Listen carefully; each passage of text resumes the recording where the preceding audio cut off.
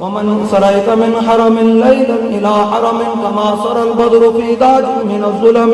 وبت ترقى إلى أن نلت منزلة من قاب قوسين لم تدرك ولم ترم وقدمتك جميع الأنبياء بها والرسل تقديم مقدوم على قدمي وأنت تخرق السبع اتباق بهم في موكب كنت فيه صاحب العلم حتى إذا لم تدع شعبا لمستبد من الذنوب ولا مرقا لمستنم خفضت كل مقام بالإضافة إذ نوديك بالرفع مثل المفرد العالمي كيما تفوز بوصف أي مستدر عن العيون وسر أي مقتدم فحزت كل فخار غير مشترك وجزت كل مقام غير مزدحم وجل مقدار ما ظليت من رتب وعز إدراك ما أوليت من نعم